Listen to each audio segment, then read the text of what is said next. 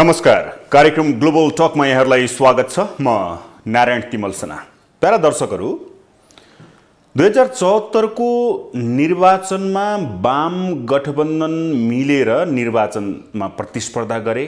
यो प्रतिस्पर्धामा करिब 2/3 को बहुमत ल्याएको वाम गठबन्धन उसले सरकार चलायो 42 महिना र त्यो 42 महिनाको बीचमा पार्टी एकता पनि भयो। नेकपा एमाले र माओवादी केन्द्र बीच पार्टी एकता भइसकेपछि नेकपा बन्यो। नेकपा बनिसकेपछि उसले आफ्नो सरकार सञ्चालन, प्रदेश स्तरमा आफ्नो सरकार सञ्चालन, स्थानीय तहमा आफ्नो सरकार सञ्चालन गरिराखेको थियो। तर एकाएक राजनीतिमा एउटा ट्विस्ट आयो, जुन ट्विस्टले अन्ततः त्यो नेकपा करिब 2/3 को नेकपा छिन्न भिन्न भयो। त्यो छिन्न भिन्न भइसकेपछि एमाले र माओवादी केन्द्र विभाजन भए र फेरि एमाले भित्रबाट विद्रोह गरेर अर्को शक्ति त्यहाँबाट छुटियो। 1 वर्ष अगाडि आजकै दिन निर्वाचन आयोगमा विशेष गरेर नेकपा एकीकृत समाजवादी नाम लेखेर उसले निर्वाचन आयोगमा पार्टी दर्ता गर्यो र ऊ गठबन्धन सरकारमा सामेल भयो। उसले मन्त्री बनायो र उसका आफ्ना सांसदका आधारमा प्रदेश र केन्द्रमा आफ्नो शक्ति बाँडफाँड गर्यो। त्यही दल नेकपा एकीकृत समाजवादी अबको आगामी निर्वाचनमा मङ्सिर 4 मा माओवादी केन्द्रसँग संयुक्त घोषणापत्र र गठबन्धन दलसँग चुनावी तालमेल गरेर निर्वाचनमा होमिँदैछ र उसले आज 9 गते पार्टीको पुनर्गठन दिवस मनाउँदैछ। 1 वर्ष अगाडि जन्मिएको पार्टीको अहिलेसम्मको औचित्य, यसको आगामी चुनौती र यसको भविष्य कस्तो छ, आज म यसै पेरिफेरीमा रहेर कुराकानी गर्दैछु। मसँग हुनुहुन्छ नेकपा एकीकृत समाजवादीका प्रचार विभाग उपप्रमुख दामोदर अर्याल। स्वागत छ सर। नमस्कार। आरामै हुनुहुन्छ? सुरुमा त बधाई छ, 1 वर्ष पुग्यो पार्टी गठनको। के छ 1 वर्षमा नेकपा एमालेबाट विद्रोह गर्नुको औचित्य पुष्टि भयो? सबभन्दा पहिले त यो 1 वर्षको अवधिमा हामीले गरेको महत्त्वपूर्ण काम भनेकै नेकपा एमालेसँगको हाम्रो विभाजनको औचित्य पुष्टि गर्नु थियो र त्यो सफल भएको छौँ हामी। भनेको के? जस्तो उदाहरणको लागि हामीले केपी ओलीलाई त्यतिखेर लगाएको आरोप के हो भने तपाईँले पार्टीलाई लोकतान्त्रिक ढङ्गले पार्टी सञ्चालन गर्नु भएन, एकलौटी ढङ्गले सञ्चालन गर्नुभयो, एउटा प्राइभेट लिमिटेड कम्पनीको रूपमा तपाईँले पार्टीलाई सञ्चालन गर्नुभयो भनेर हाम्रा असहमतिका थुप्रै बुदामध्ये एउटा यो बुदा थियो र हामी विभाजित भएर आइसकेपछि केपी ओलीले सञ्चालन गरेको पार्टी र उनले चाहिँ गरेको महाधिवेशनबाट झन् हामी विभाजित हुने कुराको पुष्टि भएको छ।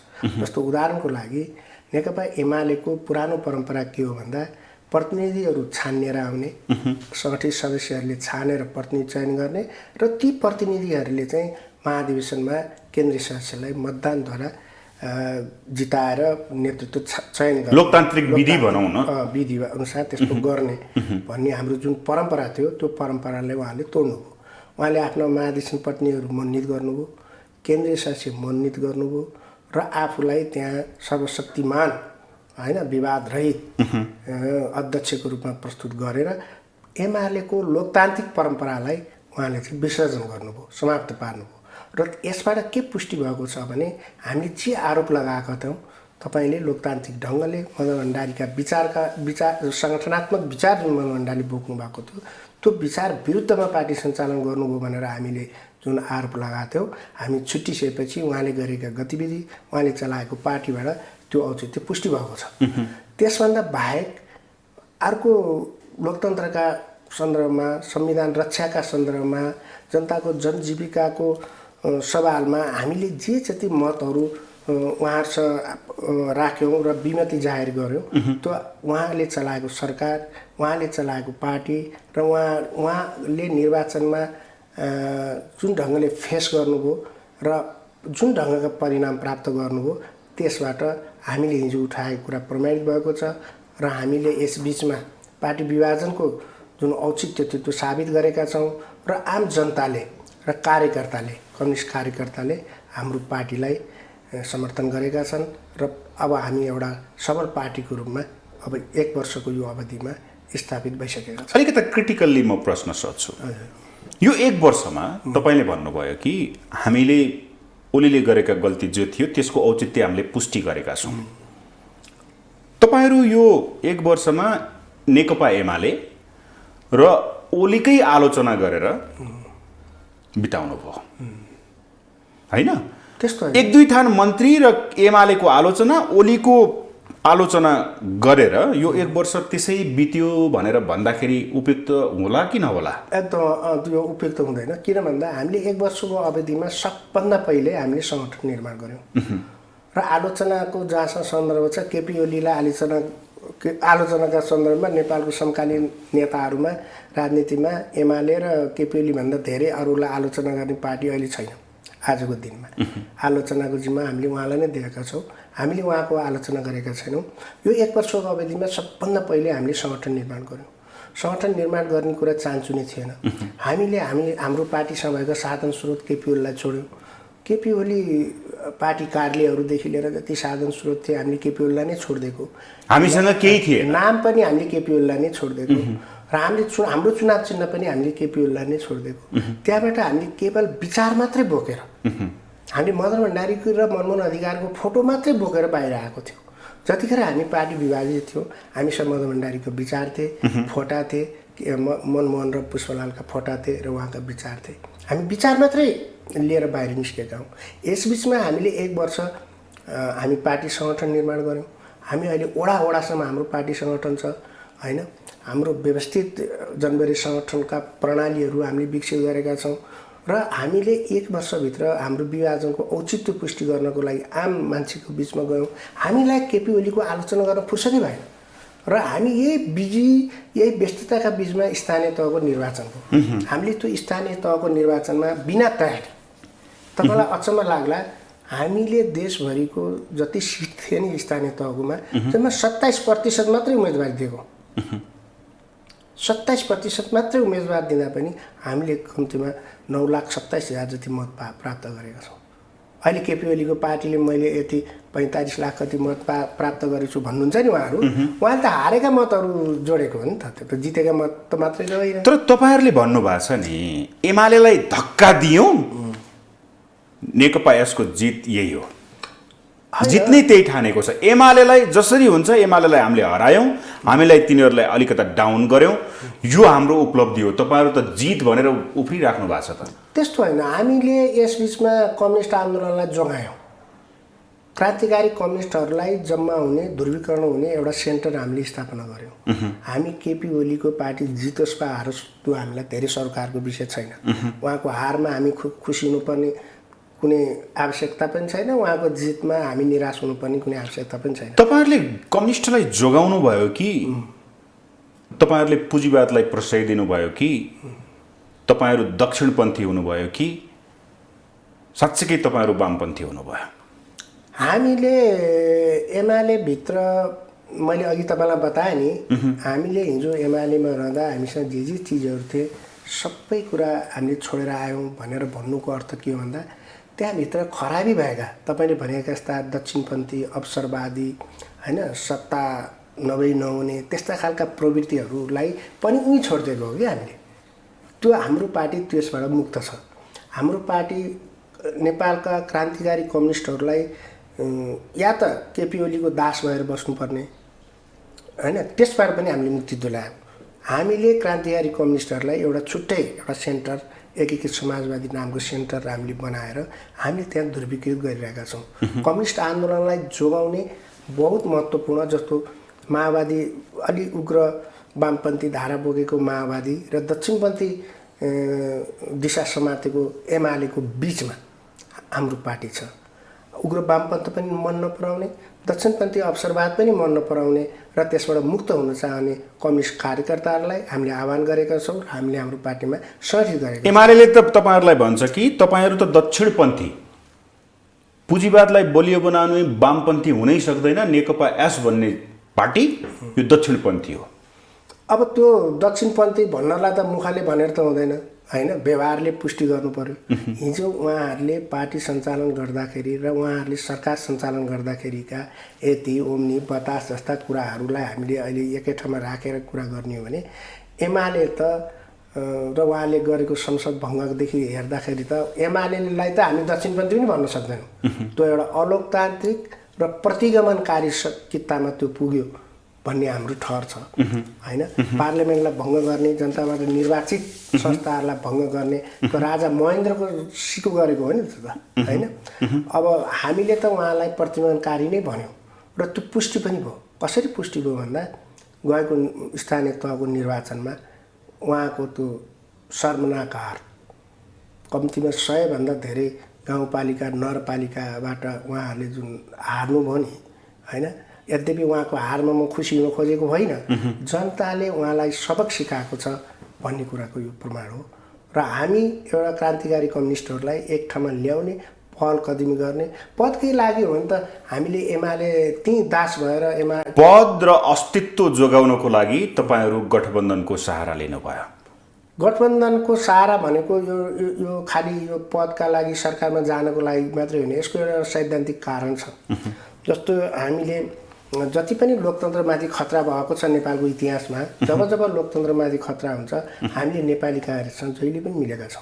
यो तथ्यलाई तपाईँले बिर्सिनु हुँदैन। जस्तो 2046 सालमा हामी देशमा समस्या पर्दाखेरि नेपाली काङ्ग्रेससँग मिलेको इतिहास छ। ओके, त्यतातिर नजाउँ। अब त्यसो भए तपाईँहरूले यो नेकपा एस आज 1 वर्ष पुगेको छ, तपाईँहरूले नेकपा एसलाई कस्तो पार्टी बनाउन खोज्नु भएको छ? यसको सङ्गठन कस्तो छ? 1 वर्ष भयो, तपाईँहरूले भन्नुभयो एउटा फोटो मात्रै लिएर हामी निस्किएको, स्थानीय चुनावमा तपाईँहरूको उपस्थिति राम्रै देखिएको अवस्था छ, के छ? अब हामी अहिले यति खुसी छौँ नि यो पिरियडमा आइपुग्दा। अहिले तपाईँसँग कुरा गरिरहँदाखेरि हामीले देशभरिका ओडादेखि लिएर माथि केन्द्रसम्मको सांगठनिक संरचना तयार बनाइसक्यौँ। अब हामी त्यसमा ढुक्क छौँ। हाम्रा जनबेरी सङ्गठनका तल ओडादेखि लिएर केन्द्रसम्मको जनबेरी सङ्गठन पनि हामीले निर्माण गरिसक्यौँ। यति सानो अवधिमा एउटा नयाँ पार्टीले यति धेरै सांगठनिक संरचना बनाएको पहिलो इतिहास हो र हामीले त्यो बनाएका छौँ। अब बल्ल हामी चुनावका लागि तयारी भएका छौँ। हामी गएको स्थानीय तहको निर्वाचनमा त हामी चुनावको लागि तयारी नै थिएनौँ। हाम्रो आधाभन्दा धेरै सांगठनिक संरचना बनिसकेकै थिएन, हामी त्यो काम सकेकै थिएन। तर त्यसका बावजुद पनि हामीले उम्मेदवार जम्मा 27% उम्मेदवार दिँदा पनि यत्रो 9,27,000 जति जुन मत हाम्रो आएको छ, त्यसबाट त हामी यति उत्साहित छौँ कि अब हामी चुनावको लागि तयारी भएका छौँ। र यो पार्लियामेन्टको चुनावमा, यो संसदको चुनावमा हाम्रो पार्टीले फुल फेजमा आफ्नो पर्फर्मेन्स देखाउँछ र एउटा गतिलो परिणाम ल्याउँछ। र अब त्यो चुनावपछि तपाईँ हाम्रो भेट हो भने एमालेको आकार कस्तो हुन्छ, एकीकृत समाजवादीको आकार कस्तो हुन्छ म अहिले नभनौँ, यो भन्दा अलिकति बेसी बेसी होला तपाईँलाई। मैले भनिरहँदा तपाईँलाई अचम्म पनि लाग्ला। म चुनावपछि तपाईँसँग भेट्न चाहन्छु र एमालेको आकार यो सरप्राइजली यो स्थानीय तहमा त साह्रै थोरै मात्रै उसको आकार घटेको छ। यो आउने चुनावमा ऊ वास्तविक साइजमा आउँछ र ऊ आज वास्तविक साइजमा छैन। किन भन्दा हामीले प्रचार गरेर जिताइदिएका मान्छेहरूलाई केपी ओलीले समेटेर आफ्नो ताकत देखाइरहेछन्। जति पार्लियामेन्टमा उहाँको उपस्थिति छ त त्यो त हामीले जिताएको हो नि। हामीले भोट हालेका, हामीले प्रचार गरेका मान्छेहरू नै छन् केपी ओलीसँग अहिले पार्लियामेन्टमा होइन। अब हामी छैनौँ त्यहाँ। अब केपी ओलीको अनुहार हेरेर ती कति मान्छे जित्छन्। किन भन्दा कम्युनिस्ट विचारबाट पतन भएको छ त्यो पार्टी। त्यो कम्युनिस्ट विचारबाट मात्रै पतन भयो होइन, लोकतान्त्रिक मूल्य मान्यताबाट पतन भएको छ। अझै पनि तपाईँ ओली र एमालेकै आलोचना गरिराख्नु भएको छ। आलोचना होइन, यो त इतिहासमा हामीले त पढ्नै पर्छ। अब त्यसो भए पछिल्लो पुस्ताले त तपाईँले भन्नुभयो 9 लाखको हाराहारीमा तलसम्म हाम्रो सङ्गठन विस्तार भयो, अब हामी चुनावका लागि तयारी छौँ। तयारी हुँदाहुँदै तपाईँका सम्मानित नेता र तपाईँहरूको बैठकले, सचिवालय बैठकले एउटा निर्णय गरेको छ, माओवादी केन्द्रसँग हामी निर्वाचनपछि एकता गर्छौँ। जन्मिएको 1 वर्ष पुगेको छैन, तपाईहरुको पार्टीमाथि प्रश्न चिन्ह आयो, अस्तित्वमाथि। जानुपर्ने एकतामा जान्छौँ भनेर भन्नुपर्ने बाध्यता कसरी आयो? म तपाईँलाई बताउँ, हामी सहभागी भएको कम्युनिस्ट आन्दोलनको जुन धारा छ नि, त्यो धाराको सुरुवात 2028 सालबाट भएको, झापा आन्दोलनबाट।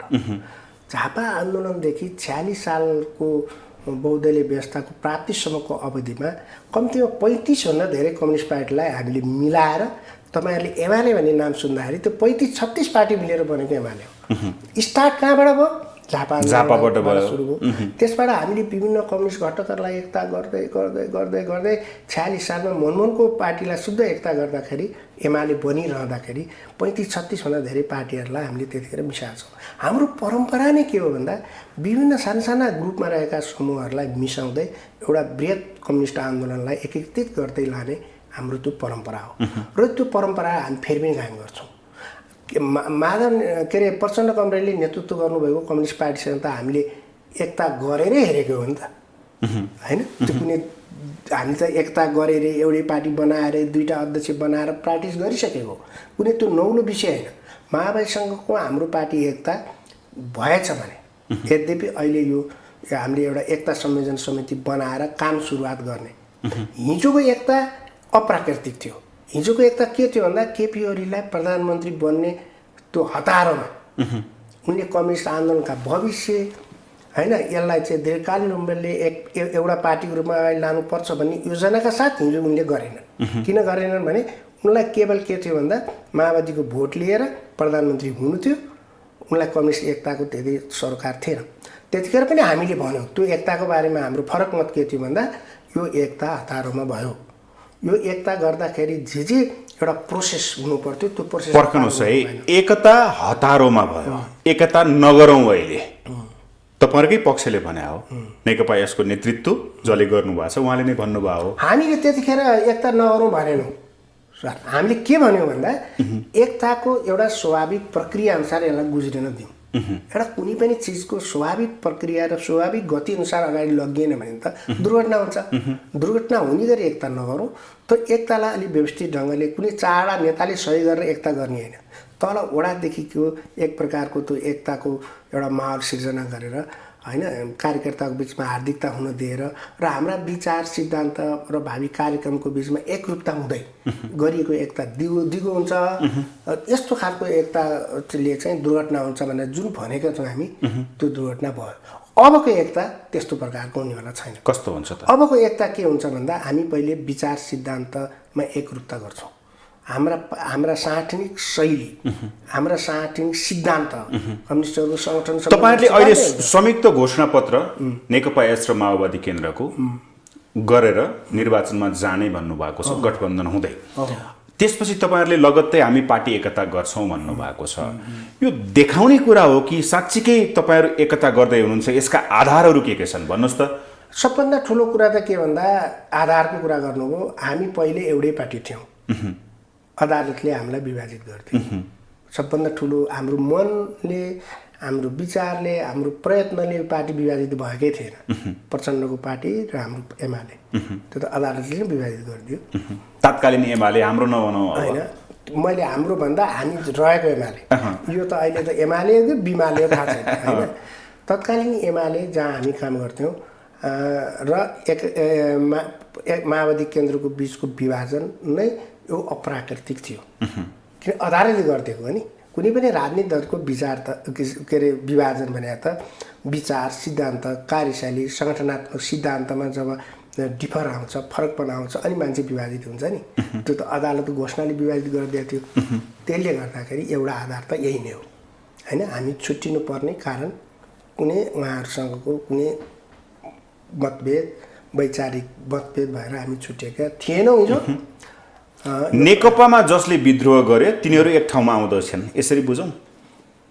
त्यति मात्र होइन, अब हामी माओवादी ओली विरुद्ध जसले विद्रोह गरेको थियो त्यो एक ठाउँमा आउँदैछ। होइन, त्यति मात्रै नभनौँ।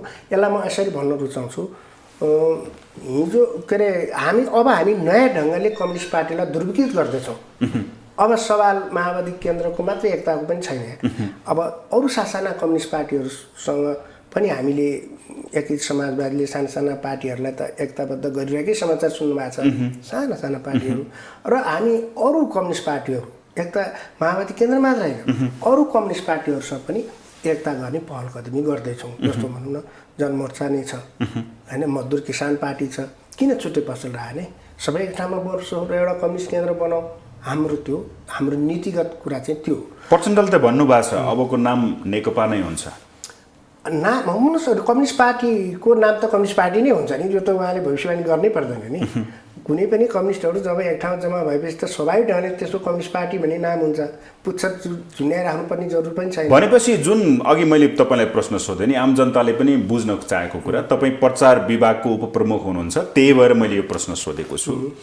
एमाले र माओवादी केन्द्र मिल्दाखेरिको नेकपामा भएको जुन विद्रोह थियो, त्यो विद्रोह एकै ठाउँमा आउँदाखेरि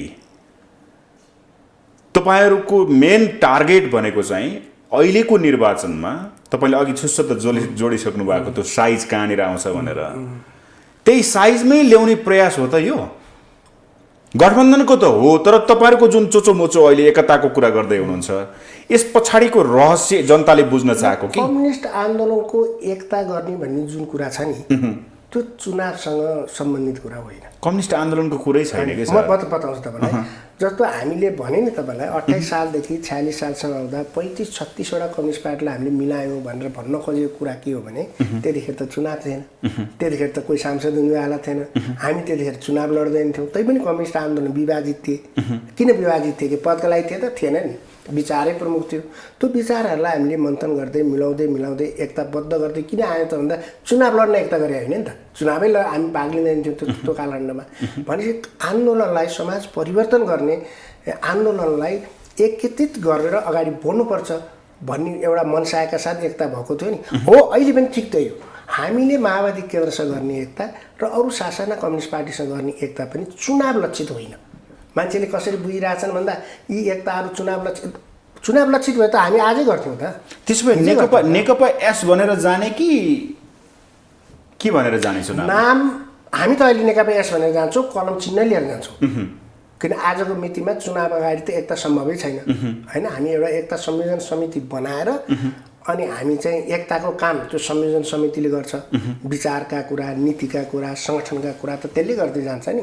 त्यसलाई जिम्मा दिएर हामी आफ्नो नामका साथ, हाम्रो पहिचानका साथ, आफ्नै चुनाव चिन्हका साथ हामी निर्वाचनमा जान्छौँ, एकताबद्ध भएर जान्छौँ। के भनेर जानुहुन्छ? हामी नेकपा यसलाई भोट हाल्नुहोस् भनेर जान्छौँ, कलम चिन्हलाई भोट हाल्नुहोस् भनेर जान्छौँ। घोषणापत्र एउटै हो नि, नेकपा यसलाई भोट हाल्नुहोस् भन्ने, गठबन्धनलाई भोट हाल्नुहोस् भन्ने। घोषणापत्र र चुनाव चिन्ह त फरक कुरा हो नि त सर। जस्तो घोषणापत्र भने त के भन्दा अब समाजवाद उन्मुख समाज निर्माण गर्नुको लागि के गर्नुपर्छ होइन, हाम्रो आर्थिक व्यवस्था कस्तो हुनुपर्छ, सामाजिक व्यवस्था कस्तो हुनुपर्छ, राजनीतिक प्रणाली कस्तो हुनुपर्छ होइन, आर्थिक कार्यक्रमहरू कस्तो हुनुपर्छ भन्ने कुरामा माओवादी केन्द्र र हाम्रो बिचमा एकमत भयो भने त हामी यो काम गर्छौँ।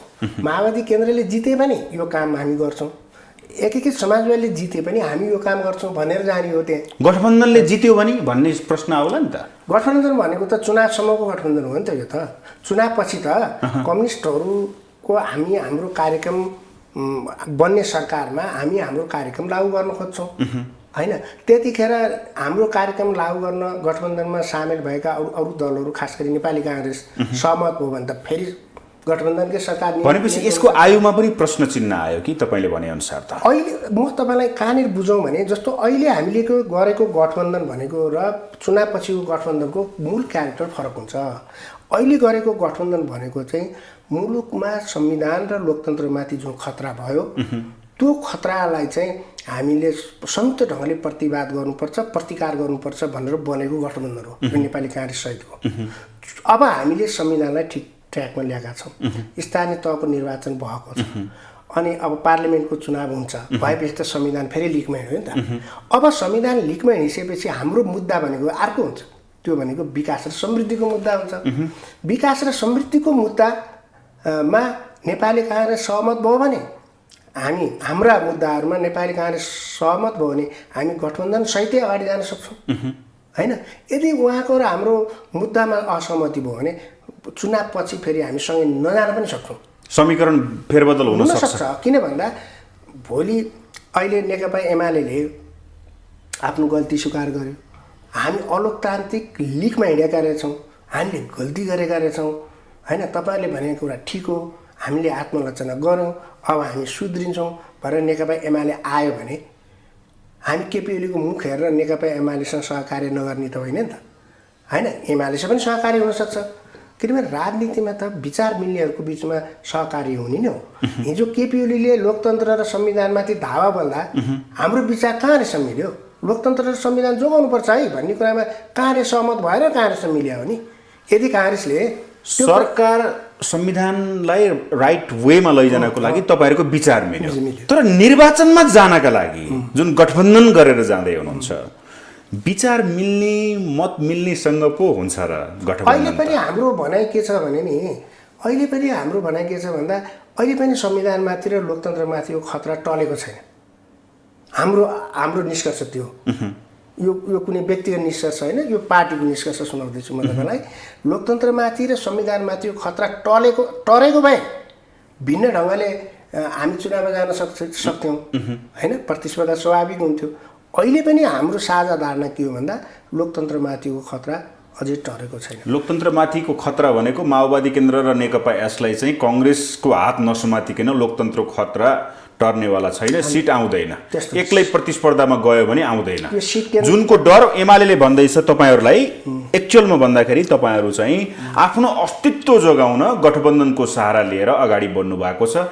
नाम संविधानको रक्षा, प्रतिगमनको खतरा अझै छ, यी देखावटी हुन् होइन। यो त उहाँहरूले भनेका कुरा स्वाभाविक हो, उहाँहरूले त भन्नुभयो ठिकै छ, तर पार्लियामेन्ट दुईचोटि भङ्ग भएको त हो त।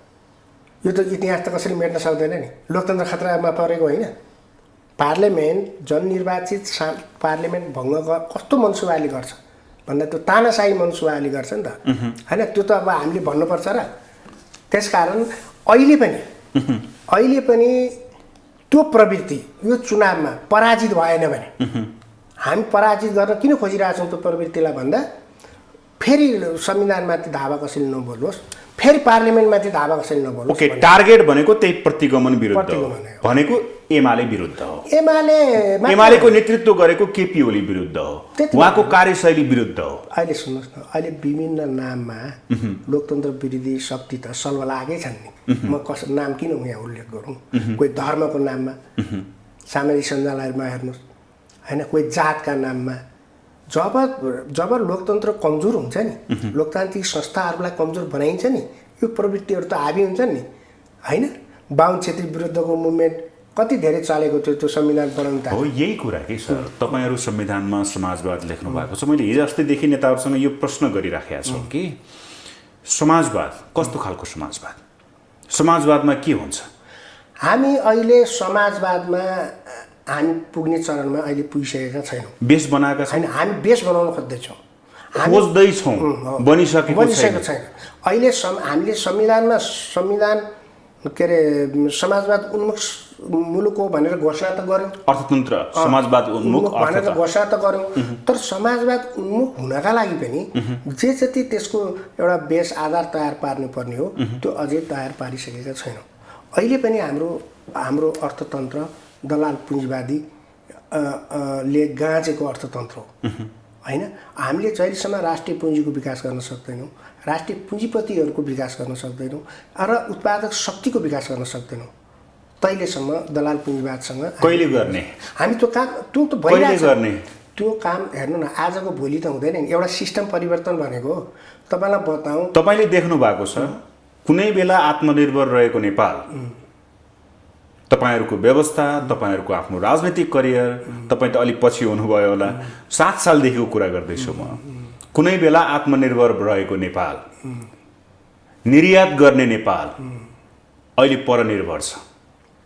उत्पादन योग्य जमिन खण्डहर छ। म तपाईँलाई बताऊँ, यो तपाईँको प्रश्न अमूर्त प्रश्न हो। म तपाईँलाई मूर्त रूपमा भन्छु नि। म कलेज पढ्ने ताका काठमाडौँमा मुस्किलले 2-4 हस्पिटलहरू थिए आज देशभरि हस्पिटलको सङ्ख्या गर्नुहोस्। म कलेज पढ्ने ताका मात्रै कुरा गर्छु, धेरै लामो कुरा गर्दिनँ होइन। कलेज पढ्ने ताका म मेरो घर बर्दिया जानको लागि भैरवबाट इन्डिया भएर नेपालमा जानु पर्थ्यो। आज तपाईँको जुम्लामा मोटर पुगेको छ होइन। म कलेज पढ्ने ताका इन्जिनियर डक्टर मुस्किलले 15-20 जना 25 जना बन्थे, त्यो पनि कोलोमो प्लान अन्तर्गत। आज हजारौँ इन्जिनियरहरूको उत्पादन भएको छ, डक्टरको उत्पादन भएको छ। अब तपाईँकै सञ्चार क्षेत्र कुरा गर्ने हो भने म कलेज पढ्ने ताका एउटा नेपाल टेलिभिजन थियो होइन। अहिले हामी 100 टेलिभिजनहरूलाई होइन ले सूचना प्रवाह गरिरहेका छौँ। म कलेज पढ्ने ताका म तपाईँलाई बताउँ प्रिन्ट मिडिया थियो। त्यो प्रिन्ट मिडिया थियो अन्तर्राष्ट्रियलाई पहिले उसले सेन्सर गर्थ्यो अनि मात्रै छाप्थ्यो। तलमाथि भयो भने हरियर बिरुवाहरू कति जेल जानु पऱ्यो तपाईँकै अग्रजहरूलाई तपाईँले सोध्नुहोस्। शिक्षामा, स्वास्थ्यमा, सञ्चारमा होइन यी भएका यी विकासहरू तपाईँलाई एउटा पासवर्ड बनाउनु 2 वर्ष लाग्थ्यो। त्यो सूचना छ कि छैन तपाईँलाई? त्यो तपाईँ सूचना लिनुहोस्। म कलेज पढ्ने ताका पासवर्ड बनाउनु आज 15 दिनमा पासवर्ड बन्छ होइन। नागरिकता बनाउँदा घुस खुवाउनु पर्थ्यो, ब्याङ्कमा खाता खोल्दा घुस खुवाउनु पर्थ्यो। लोन लिन त त्यो घुस त कुनै पनि ब्याङ्कबाट लोन लिन घुस खुवाउने त आम प्रचलन थियो र त्यो समाजमा त्यो प्रचलन स्थापित भइसकेको थियो। आज ब्याङ्कहरू घरमा आएर मेरो पैसा चलाइदिन्छु भन्ने परिस्थितिमा आएको छ। त्यसकारण हामीले गएको 30-40 वर्षको हाम्रो नेपालको परिस्थिति र आजको परिस्थिति तपाईँले हेर्नु भने तपाईँ ठुलो परिवर्तन पाउनुहुन्छ। त्यो त समयअनुसारको परिवर्तन होला नि। समयले परिवर्तन हुने होइन, नीतिले परिवर्तन हुने हो। तपाईँले नीति बनाउनु भएन भने त जस्तो पञ्चायतकालमा शिक्षालाई नियोजन गर्ने नीति थियो। मेरो बर्दिया जिल्लामा जम्मा 2टा हाई स्कुल थियो, अहिले करिब 500 हाई स्कुल छ। भन्न खोजेको के भने शिक्षा, स्वास्थ्य, सञ्चार, यातायातमा मेरै जीवनकालमा भएको यो परिवर्तन मेरा लागि चाहिँ आश्चर्यजनक छ। तर नयाँ पुस्ता सन्तुष्ट छैन। नयाँ पुस्ता किन सन्तुष्ट छैन भने नयाँ पुस्ताले सूचना पाएको छ होइन। सामाजिक सञ्जाल छ, नेट छ। आज युरोपमा, फ्रान्समा के भइरहेको छ भन्ने कुरा तत्काल थाहा पाउँछ, लाइभ हेरेर थाहा पाउँछ। अनि उसले युरोपको बाटो र हाम्रो बाटो तुलना गर्छ, युरोपको सिस्टम र हाम्रो सिस्टम तुलना गर्छ, युरोपको अस्पताल स्कुल र हाम्रा अस्पताल स्कुलको तुलना गर्छ र आफूलाई कम पाएपछि असन्तुष्ट छ। तर वास्तवमा मेरो पुस्तालाई सोध्नुहुन्छ भने मैले मेरो गाउँमा कुनै दिन बिजुली आउला भनेर मैले कल्पना गरेको थिइनँ। आज बिजुली छ, हरेक घरमा मोटरसाइकल छ। म तपाईँलाई बताऊँ, म धेरै टाढा जान्दा, म कलेज पढ्दैखेरि कुरा बताउँ न, काठमाडौँमा मोटरसाइकलै यता कता देखिन्थे बाटोमा। अहिले मोटरसाइकल जाम भएर मान्छेको जीवनस्तरमा सुधार आएको छ। आज कोही मान्छे जुम्लामा पनि टालेको कपडा लाउने मान्छे फेला पार्न तपाईँलाई गाह्रो हुन्छ। टालेको कपडा लाउन दूरदराजमा भन्न खोजेको कुरा के हो, सतै जीवनस्तरमा सुधार आएर अर्थतन्त्र घाटामा ल्याएर आयातमुखी अर्थतन्त्रमा बाँचेर रेमिटेन्समा बाँचेर विलासिताको सामान प्रयोग गरेर यही हो त व्यवस्था। तपाईँले भन्न खोजेको उत्पादन छैन, उत्पादनमा छैन, रोजगारका लागि त्यो खालको रोजगारहरू सिर्जना छैनन् जति हुनुपर्ने हो। 50औं लाखमा चाहिँ मान्छे विदेशमा गएका छन्। यही हो व्यवस्था भन्न खोजेँ मैले। यो कुरा तपाईँले भनेको एकदम उठाएको कुरा सही छ, म सहमत छु। हामीले गर्नुपर्ने काम धेरै छ, तर केही नै भएन, संसार डुब्यो भन्ने कुरा होइन है। मैले तपाईँलाई उदाहरण दिएँ, तपाईँ म जत्तिकै मेरै उमेर समूहको मान्छेसँग सोध्नुहोस् पऱ्यो, अरू कोही तपाईँको पाहुनाहरू छ। र हामीले गर्नुपर्ने काम धेरै छ। तपाईँले भने जस्तो लाखौँ मान्छे अहिले विदेशमा छन्, करिब 80 लाख मान्छे विदेशमा छन् भन्ने अनुमान छ। ती मान्छेहरूलाई हामीले नेपालमै पुनर्स्थापित गर्नुपर्ने छ। त्यसको लागि उद्योग धन्दा कल कारखानाको हामीले स्थापना गर्नु बाँकी नै छ होइन। त्यो काम हुँदैछ। र अब हाम्रा शिक्षा, स्वास्थ्य र सञ्चारको गुणस्तरको विकास जरुरी छ। यातायातका गुणस्तरका विकास गर्नु जरुरी छ। रोजगारी सिर्जनाका अवसरहरू सिर्जना गर्नु जरुरी छ। काम गर्न थुप्रै बाँकी छ। काम गर्न बाँकी भनेको होइन मैले, अब सकियो सबै एकदम राम्रो छ भने पनि होइन। समाज यस्तै गरी अगाडि बढ्ने हो। समाज विकास गर्दै स्टेप बाई समाज अगाडि बढ्छ। कुनै पनि समाजलाई तपाईँले दौडाएर लान सक्नुहुन्न, किनभने विकास भनेको मान्छेको चेतनासँग जोडिएको हुन्छ। तपाईँलाई एउटा उदाहरण गरिदिउँ। 30 वर्ष अगाडिको थाइल्यान्ड, 30 वर्ष अगाडिको चाहिँ मालदिप्स, 30 वर्ष अगाडिको श्रीलङ्का, मैले उदाहरण दिन खोजेको। 30 वर्ष अगाडिको चाइना हाम्रै छिमेकी 30 वर्ष अगाडिको भारत, 30 वर्ष अगाडिको पाकिस्तान र 30 वर्ष अगाडिको नेपाल र 30 वर्ष पछिको नेपाल कम्पेरिजन गरौँ न। कम्पेरिजन गर्दाखेरि म पनि थाइल्यान्ड गएको छु 30 वर्ष अगाडि। तपाईँ 30 शब्द लिनु भने म 30 वर्ष चाहिँ अगाडि थाइल्यान्ड जाँदाखेरि तपाईँले त्यो थाइल्यान्डको राजधानी ब्याङ्कक हेरेर धारणा नबनाउनु न। म त त्यहाँ 400-500 किलोमिटर गाउँ पनि गएको छु। त्यहाँ ट्रकमा हालेर मान्छे बेचिने समाज पनि हो थाइल्यान्ड कुनै बेला। भन्न खोजेको कुरा के भने अहिले पनि हो, अहिले पनि तपाईँ मान्छेको लिगल्ली किनबेच हुने देशभित्र पर्छ थाइल्यान्ड। मान्छेहरू अब यसको अब तपाईँको नेसनल टिभीमा तपाईँ यति भने नभनौँ, त्यतातिर नजाउँ। अब मैले भन्न खोजेको कुरा के भने हामी 30 वर्ष अगाडि नेपाल कस्तो थियो त्यहाँबाट हेर्ने हो कि 30 वर्ष अगाडि नेपालको अवस्था कस्तो थियो र 30 वर्षपछि कस्तो छ भनेर तपाईँले कम्पेयर गर्नुभयो भने नेपालले राम्रै विकास गरेको छ। ओके, ठिक छ, खैर यतातिर नजाउँ। अब तपाईँहरू त निर्वाचनमा उम्मेदवार हुनुहुन्छ गठबन्धनमा गरेर। गठबन्धनको सिट तालमेल कार्यदल गठन भएको छ, त्यसले सकेन। आज सत्ता गठबन्धनको बैठक बस्दैछ भनेर भनिएको छ। आज तपाईँहरूले यसै बिचमा पार्टी पुनर्गठन दिवस पनि मनाउँदै हुनुहुन्छ। अब गठबन्धनमा जाँदै गर्दा सिट बाँडफाँडको कुरा गर्दै गर्दा तपाईँहरूले 40को र आधार 25लाई बनाएर हामी जानुपर्छ भनेर भन्नुभएको छ। के हो खास चाहिँ आधार के देख्नु भएको छ? सिट बाँडफाँड टुङ्गो लाग्ला जस्तो छ? अब हाम्रो पार्टीको तर्फबाट त्यहाँ छलफलमा त्यो एउटा संयन्त्र बनेको छ।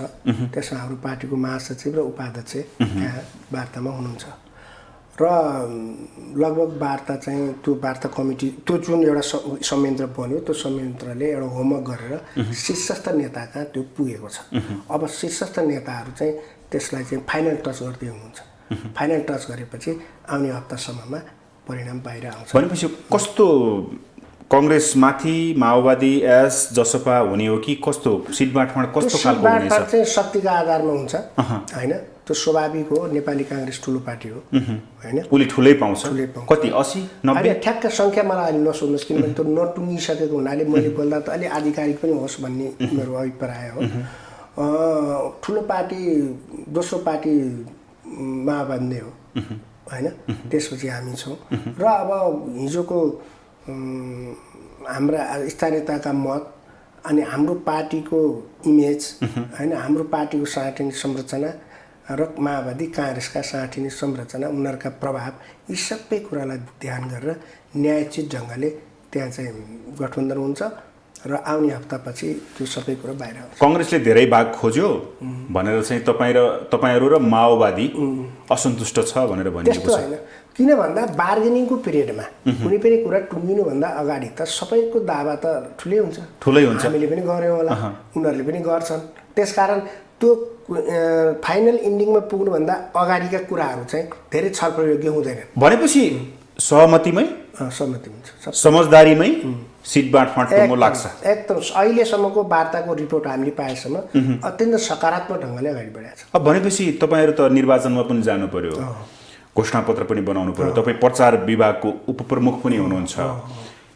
के भनेर जाँदै हुनुहुन्छ जनता समक्ष? जस्तो हामी चाहिँ यो समाजलाई समाजवाद उन्मुख बनाउनको लागि के काम गर्नुपर्छ, जस्तो शिक्षाका क्षेत्रमा के काम गर्नुपर्छ, स्वास्थ्यका क्षेत्रमा के काम गर्नुपर्छ, इरिगेसनका क्षेत्रमा, यातायातका क्षेत्रमा हैन, विभिन्न सेक्टरहरूमा, सेवामा, पर्यटनमा हैन, श्रममा हामीले के उद्योग धन्दा कल कारखानामा हामीले के काम गर्दाखेरि यो मुलुक चाहिँ समाजवाद उन्मुख हुन्छ। हामी त्यो कुरा हामी त्यसमा बहस चलाइरहेका छौँ, छलफल चलाइरहेका छौँ र त्यो छलफलबाट एउटा निष्कर्ष निक्लिएपछि तिनै निष्कर्षहरू हामी हाम्रो घोषणापत्रमा राखेर हामी अगाडि बढ्छौँ। हाम्रो भनेको माओवादी केन्द्र र तपाईँहरूको त्यसमा छलफल भइरहेको छ। त्यसमा छलफल भइरहेछ। तर उम्मेदवारको कुरा पनि आयो, सिट बाँडफाँड त होला, पार्टीभित्र जति आउँछ त्यसैमा बाँडफाँड पनि गर्नुपर्ने होला। के छ, के गर्नु भएको छ? हामीले चाहिँ यसलाई एकदम वैज्ञानिक ढङ्गले हामी टिकट दिन्छौँ। त्यो भने वैज्ञानिक ढङ्ग भनेको कस्तो भने तलबाट हाम्रो जस्तो जिल्लाबाट 4जना 5जनाको महिला एक सहितको 4जनाको नाम हामीले चाहिँ मगाएका छौँ तलबाट। त्यहाँ एकदमै लोकतान्त्रिक ढङ्गले त्यहाँको कमिटीले चाहिँ नाम माथि पठाउँछ हैन, अनि तिनै नामहरू भित्रबाट योग्यता पुगेका योग्य सक्षम र लोकप्रियता होइन त्यो हेरेर अनि पार्टी केन्द्रले चाहिँ त्यसलाई डिसाइड गर्छ। तपाईँहरूले एउटा चिज भन्नुभएको छ पार्टीमा योगदान गरेका 1 वर्ष भयो विद्रोहमा सक्रिय भूमिका खेलेको भनेर भन्नुभएको छ नि। हो विद्रोह भनेको के भन्दा विद्रोहमा कम्युनिस्ट आन्दोलनलाई जोगाउनका लागि जसले योगदान गर्नुभयो त्यसलाई नै विद्रोह भन्ने हो। पार्टी फुटाउनका लागि भनौँ कि के भनौँ? पार्टी फुटाउने होइन, यो विद्रोह भनेको हेर्नु समाजमा यदि विद्रोह भएन भने समाजकै कुरा गर्छु म, पार्टीको कुरा छोडिदिनु, समाजमा पनि विद्रोह भएन भने विकास हुँदैन, गति हुँदैन। समाज त चलायमान हुनु पर्यो नि, समाजभित्रको अन्तर्विरोधले नै त्यसलाई गति प्रदान गर्ने हो। पार्टी पनि त्यही हो, कम्युनिस्ट पार्टीहरू पनि यहाँभित्र कम्युनिस्टहरूका लागि 2टा विकल्प थियो, एउटा दासत्व एउटा विद्रोह। कम्युनिस्टहरू दासत्व स्वीकार गर्दैन, बरु विद्रोह स्वीकार गर्छ। अब यो भन्दै गर्दाखेरि जुन व्यवस्थापन छ नि पार्टीभित्रको आन्तरिक उम्मेदवार छनौटको व्यवस्थापन, यत्रो नेताहरू हुनुहुन्छ तपाईँहरू पार्टीमा, त्यत्रो तात्कालीन समयमा एमालेमा विद्रोह गरेर नयाँ पार्टी खोलेर यहाँसम्म सङ्गठन विस्तार गरेर दुःख गरेको त छ नि। धेरै मात्रामा एमालेमा प्रवेश गर्दै हुनुहुन्छ, नेकपा एस भन्ने चिज हराउँछ, भाषा त सुन्नु भएको छ नि, हामीले सुनेका छौँ, परिणाम पनि देखिरहेछौँ। जस्तो पाल्पामा अशोक कमरेडहरू जस्ताको टोली होइन हामीमा प्रवेश गर्नुभएको छ, देशव्यापी रूपमा एमालेका मान्छेहरू हामीमा प्रवेश गरिरहेका छन्। हामीले जुन सङ्गठन बनाएका छौँ त एमालेकै मान्छे ल्याएर बनाएको त हो, हिजोको एमालेको मान्छे। उहाँहरूले त्यो भन्नु त उहाँहरूलाई अप्ठ्यारो लाग्नुपर्ने हो। जस्तो एकीकृत समाजवादीको जुन साँठिने संरचना छ नि यस त पूर्व एमाले त हो त, एमालेकै मान्छेहरू आएर बनायो होइन एकीकृत समाजवादी, त्यहीँबाट विभाजित भएर। अनि एकीकृत समाजवादीबाट हाम्रो पार्टीमा आउँदैछ भन्ने कुरा त त्यो त उहाँहरूले नभन्नुपर्ने कुरा हो नि। यो सिङ्गो पार्टी नै एमालेबाट आएर बन्यो हो मूल रूपमा, हुन त अरू पार्टी पनि यहाँ मिसिएपछि होइन त। मूल रूपमा यसको साँठिने आधार भनेको त पूर्व एमाले होइन। म पूर्व एमाले हुँ, म एमाले कालको के अरे केन्द्रीय विभागको सचिव थिएँ, म अहिले एकीकृत समाजवादीमा छु। माधव नेपाल चाहिँ पूर्व एमालेको नेता हुनुहुन्थ्यो, उहाँ अहिले एकीकृत समाजवादी हुनुहुन्छ। झलनाथ खनाल एमालेको नेता हुनुहुन्थ्यो, अध्यक्ष नै हुनुहुन्थ्यो पार्टीको होइन, उहाँ एकीकृत समाजवादी हुनुहुन्छ। अनि एकीकृत समाजवादीबाट हाम्रो पार्टीमा आउँदैछ भनेर एमाले भन्नु त त्यो त उहाँहरूलाई अलिक अप्ठ्यारो लाग्नुपर्ने हो। तर उहाँको कल्चर के हो भने उहाँहरू अप्ठ्यारो मान्नुहुन्न। हाम्रो विमति उहाँहरूसँग यही हो कि कम्तीमा तपाईँहरू लाज मान्नुहोस् भन्ने हो हाम्रो भनाइ। अब उहाँहरू हामी लाज मान्दैनौँ भन्नुहुन्छ भने अब हामी त के भन्न सक्छौँ र, गाली गर्नु त मिलेन। तात्कालीन समयमा दामोदर अर्याल केपी ओलीको दाहिने हात, कहिलेकाहीँ यसो म केपी ओलीको दाहिने हात होइन, म केपी ओलीलाई सपोर्ट गर्थेँ। किन सपोर्ट गर्थेँ भने केपी ओलीले पार्टीभित्र केही कुराहरू महत्त्वपूर्ण कुराहरू उठाउनु भएको थियो।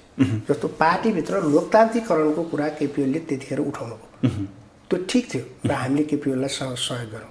तर हामीलाई के थाहा भएन भने नि उहाँमा भएको त्यो अत्यन्त अनुदार र अत्यन्त अलोकतान्त्रिक चरित्र छ नि देखिएन। किनभने उहाँ पावर हुनुहुन्थेन। जब अध्यक्ष भइसकेपछि उहाँको फेसमा हामीले भेट्यौँ, उहाँको फेसमा, उहाँको बनाइमा, उहाँका गतिविधिहरूमा एउटा तानाशाहको झल्को हामीले देख्यौँ। त्यो व्यवहारमा पनि देखियो। केपी ओली पार्टी अध्यक्ष हुन्जेलसम्म केन्द्रीय कमिटीका बैठकहरू निष्प्रभावी भए, बैठकमै नराख्ने। तपाईँलाई एउटा कुरा बताऊँ, अझ अचम्मको कुरा त पार्टी एकता भएपछिको केन्द्रीय कमिटी बैठकमा केपी ओली सामेलै हुनु भएन। पार्टी एकतापछि 1-2वटा केन्द्रीय कमिटी बैठकमा उहाँ सामेलै हुनुभयो। भन्न खोजेको के भने उहाँ बैठक नराख्ने, छलफल नगर्ने, सामूहिक डिसिजन नगर्ने। उहाँले हामीलाई झुक्याउनु भयो।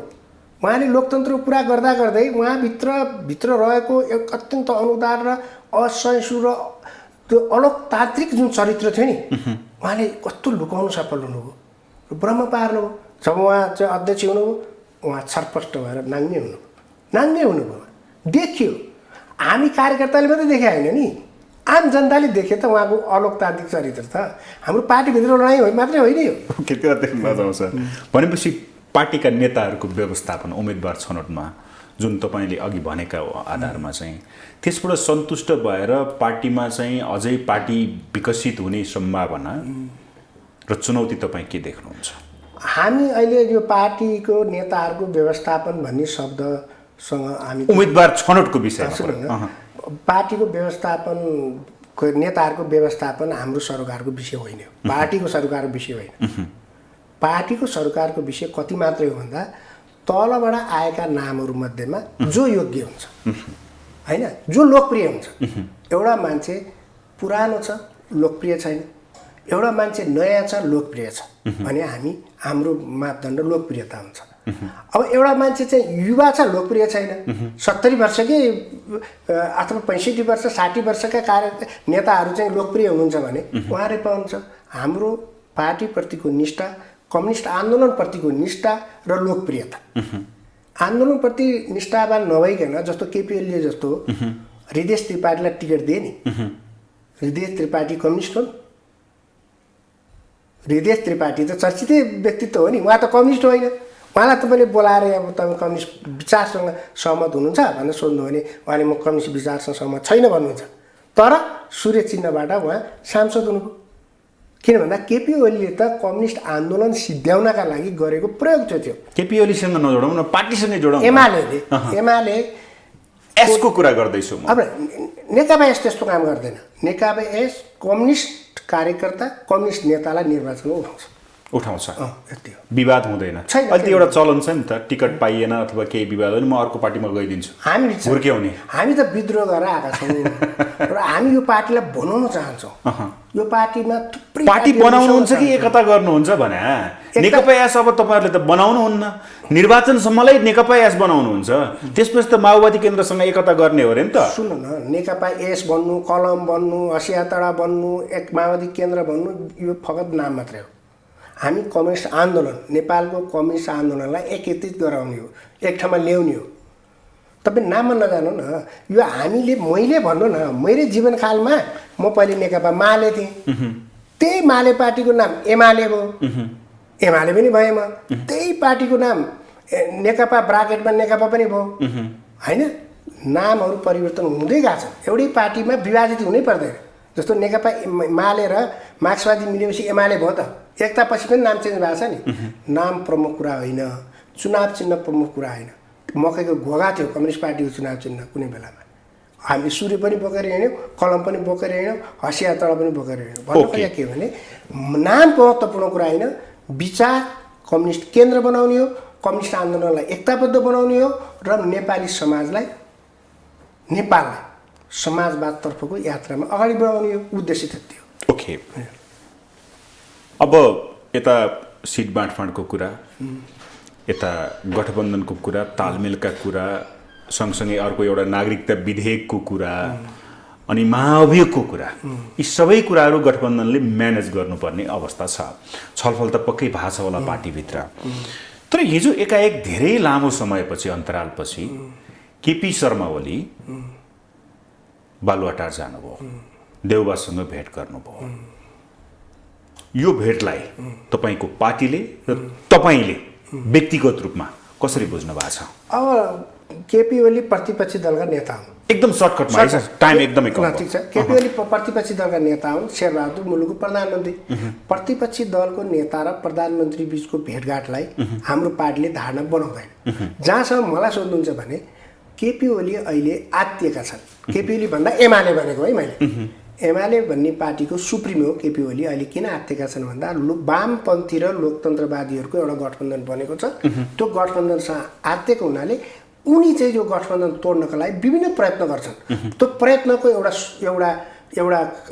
चाहिँ भनौँ न पोइन्ट, बिन्दु चाहिँ त्यो हिजोको भेटघाट हुनसक्छ। नागरिकता सम्बन्धीको विषय के, राष्ट्रपतिको विषय, राष्ट्रिय सभाको विषय? त्यही नागरिकता चाहिँ हिजो संसदले पास नगरेर अध्यादेशद्वारा केपी ओलीले ल्याउँदा राष्ट्रपति अत्यन्त खुसी भएर 48 घण्टाभित्र उहाँले चाहिँ पास गरेर पठाउनु भयो। केपी ओलीले नै ल्याएको अध्यादेश चाहिँ पार्लिमेन्टले पास गरेर ल्याउँदा चाहिँ राष्ट्रपतिले अप्ठ्यारो मान्नुभयो। भनेपछि त यो त्यो अध्यादेश र त्यो विधेयकमा समस्या होइन, राष्ट्रपतिको सोच्ने तरिकामा चाहिँ समस्या छ। कसैबाट कन्ट्रोलिङ जस्तो हुनसक्छ। अब राष्ट्रपतिकै बारेमा मैले नेसनल टिभीबाट के नराम्रो भनौँ होइन, तर पुरा देखिएको नागरिकता विधेयक पास हुन्छ, पार्लिमेन्टले पास गरिसक्यो त, राष्ट्रिय सभा बाँकी छ, गर्छ त। राष्ट्रपतिले फिर्ता गर्न सक्नुहुन्छ अथवा थाती राख्न? अब उहाँसँग एकचोटि फिर्ता गर्ने संवैधानिक अधिकार छ। राजीनामासम्मको कुरा आएछ। राजीनामा उहाँले पहिले दिनु पर्थ्यो। राजीनामा त राष्ट्रपतिको हैसियतले उहाँले जुन पहिलेको सरकार केपी ओलीको सरकारको पालामा उहाँले जे कामहरू गर्नुभयो आलोच्य थिए। मेरो विचारमा त राष्ट्रपतिले आजभन्दा 1.5 वर्ष अगाडि नै राजीनामा दिएको भए राम्रो हुन्थ्यो। अहिले पनि उहाँले राजीनामा दिनुहुन्छ भने त्यसलाई स्वागत गर्नुपर्छ। महाभियोगको कुरा के हुन्छ? हुँदैन। महाभियोग किन लगाउने राष्ट्रपतिलाई महाभियोग किन लगाउने? प्रधान न्यायाधीशको महाभियोगको कुरा के हुन्छ? प्रधान न्यायाधीशको महाभियोग चाहिँ समितिमा छलफल भइरहेको छ। अहिले समितिमा पुगेको छ। यो पास होला? अब त्यो समितिबाट छलफल भएर पार्लियामेन्टमा जान्छ अनि पार्लियामेन्टमा गएपछि न त्यही छलफल हुने हो। हामीले यहाँ बाहिरबाट अनुमान किन गर्नु त्यो? ओके, अब अन्तिममा तपाईँलाई समय अत्यन्तै कम भयो दामोदरजी। अब निर्वाचन त आउँदैछ, राजनीति त्यसै गरिँदैन। जनताले कतिको पत्याउलान्, के गर्लान्, म पनि त्यहाँसम्म पुगौँ भन्ने त हुन्छ नि त, सबैलाई हुन्छ राजनीति गर्ने मान्छेलाई। बर्दियाको मान्छे तपाईँ के छ इच्छा? नेकपा यसले टिकट दियोस्, गठबन्धनबाट नेकपा यस मार्फत तपाईँ लडौँ भन्ने, बर्दियामा लडौँ भन्ने इच्छा छ कि छैन? 2036 सालदेखि एकदम सर्टकट छैन। म 2036 सालदेखि यो पार्टीमा लागेको होइन। म कुनै पदका लागि प्रतिष्ठाका लागि लागेको होइन, आन्दोलन गरेर लागेको। म पञ्चायतकालमै जेल बसेर आएको मान्छे हो। त्यसकारण मेरो स्कुलिङ चाहिँ पद प्राप्तिको होइन। अब पार्टीले भोलि आवश्यकता ठानेर तिमीले यो काम यो जिम्मेवारी सम्हाल भनेर पार्टीले आदेश दिँदाखेरि हुने एउटा कुरा हो। म आफ्नो व्यक्तिगत ढङ्गले चाहिँ म सांसद हुने, पद प्राप्त गर्ने त्यो लडाइँमा हिजो पनि थिएन, आज पनि छैन र भोलि पनि हुन्न। धेरै धेरै धन्यवाद छ। हस्, नमस्कार। उहाँ हुनुहुन्थ्यो नेकपा एकीकृत समाजवादीका प्रचार विभाग उपप्रमुख नेता दामोदर अर्याल। हवस् त, आजको लागि कार्यक्रम ग्लोबल टक यति नै। सम्पूर्ण टिमसहित मलाई पनि आज्ञा दिनुहोस्। नमस्ते।